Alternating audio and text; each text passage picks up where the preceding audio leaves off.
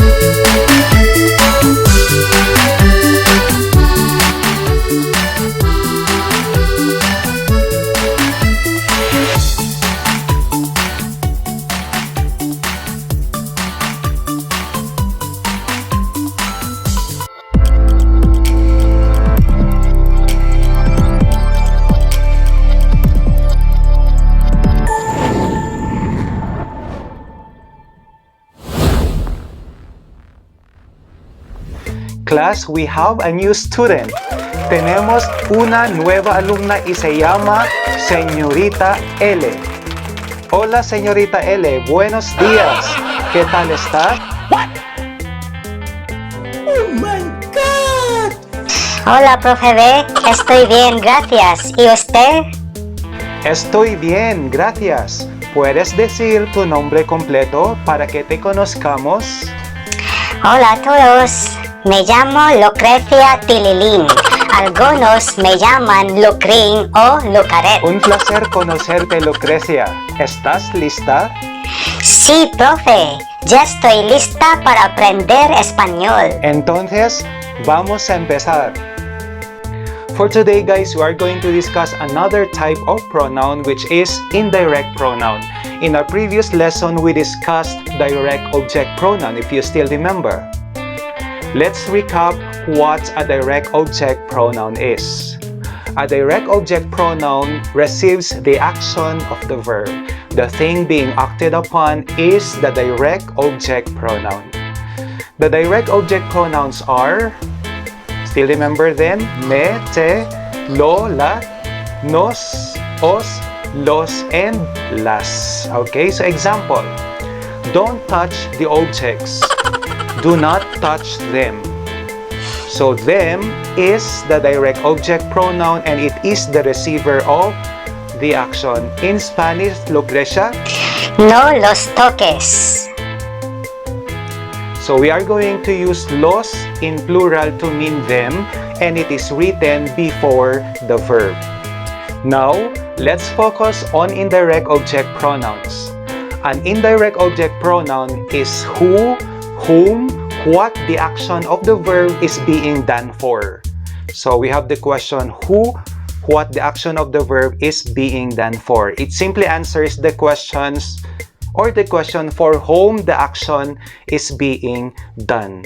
Okay, so direct object pronouns are Me, to me, for me. Te, you, to you, or for you. Le, him, her, to him, to her, for him, for her, for you, o usted. Nos, us, to us, for us. Os, you, to you, for you. Les, to you. Usted, to them, for them. Very good, Lucrecia. Example. Let's try to identify indirect object pronouns in the following sentences. He gave me a book. Who did he give the book to?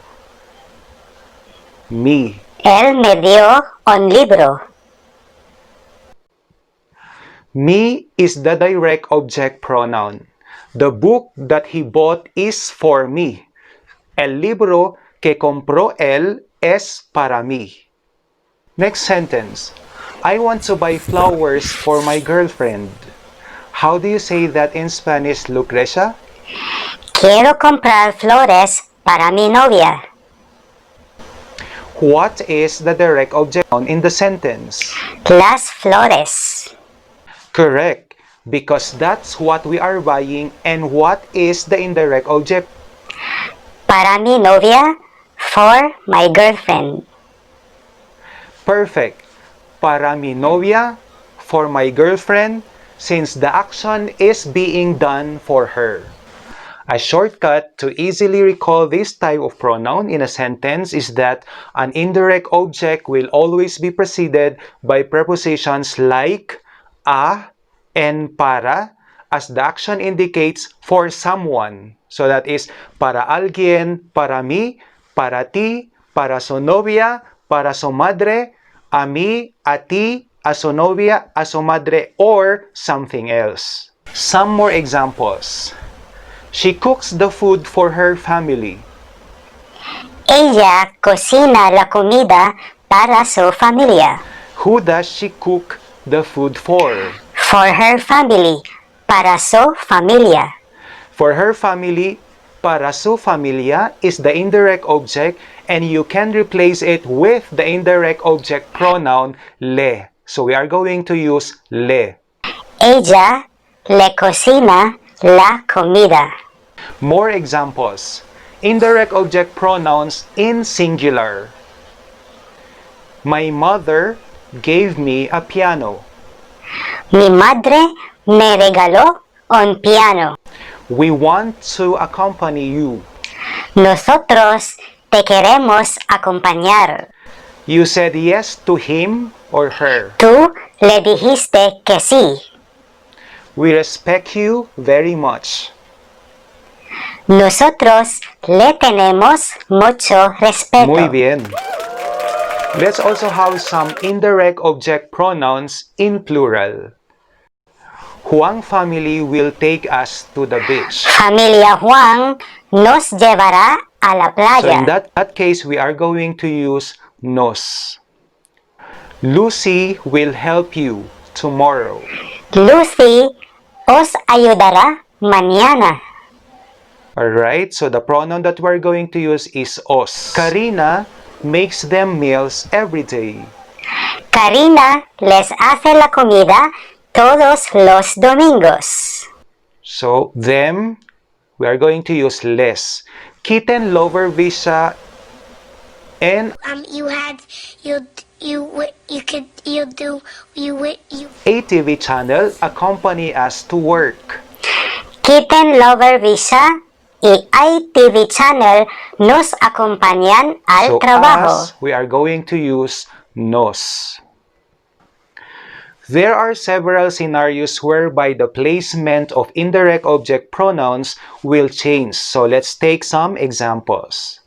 The first one, indirect object pronoun plus a conjugated verb. Here we can only use the pronoun before the verb. Example, my daughter gave me a beautiful dress. Mi hija me regaló un vestido precioso. Maria will buy the house. It is an incredible offer. Les comprará la casa. Es una oferta increíble. Number 2, indirect object pronoun plus infinitive verb. So in this case, we have two options. We can place the pronoun before the conjugated verb or after the infinitive verb. Example, do you want to help us with the project? ¿Nos quieren ayudar con el proyecto? ¿Quieren ayudarnos con el proyecto? Let's take number 3. Indirect object pronoun plus a progressive verb. In this case, we can put the pronoun before the conjugated verb or after the progressive verb.